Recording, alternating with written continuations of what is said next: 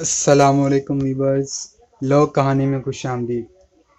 ذلت اٹھانے سے بہتر ہے کہ تکلیف اٹھاؤ۔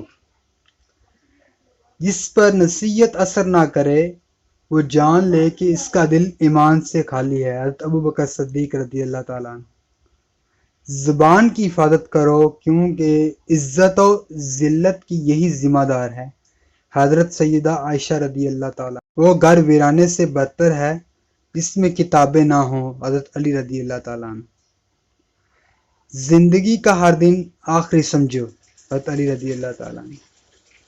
اگر غرور کوئی علم ہوتا تو اس کے سند یافتہ بے شمار ہوتے۔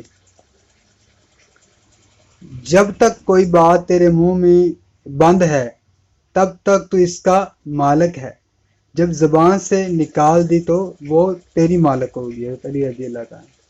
ظلم اور غرور کی سزا دنیا میں ضرور ملتی ہے۔ حضرت نوح علیہ السلام۔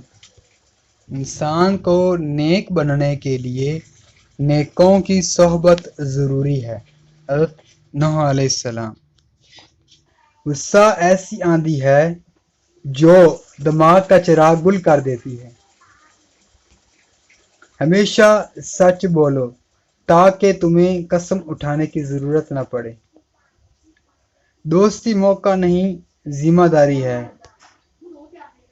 دشمن کی دشمنی اس سے مشورہ کرنے سے ختم ہو جاتی ہے۔ حضرت بابا فرید رحمۃ اللہ۔ ذلت اٹھانے سے بہتر ہے کہ تکلیف اٹھاؤ۔ حضرت علی رضی اللہ تعالیٰ۔ اگر لوگ تمہاری وہ صفت بیان کریں جو تم میں نہیں تو مغرور مت ہو جاؤ، کیونکہ جاہلوں کے کہنے سے ٹھیکری سونا نہیں بن جاتی۔ حضرت لقمان علیہ السلام۔ جس نے پریشانی کو بیان کیا وہ ذلت پر راضی ہو گیا۔ حضرت علی رضی اللہ تعالیٰ عنہ۔ جس بات کا تمہیں علم نہیں ہے دوسروں تک مت پہنچاؤ۔ سقراط۔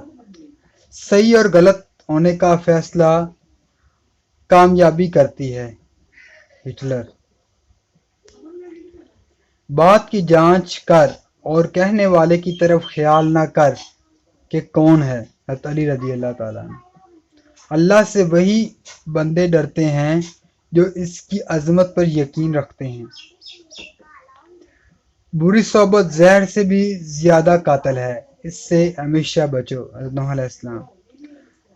وقت، دوست اور رشتہ یہ وہ چیزیں ہیں جو ہمیں مفت میں ملتی ہیں، مگر ان کی قیمت کا پتہ تب چلتا ہے جب یہ کہیں کھو جائیں۔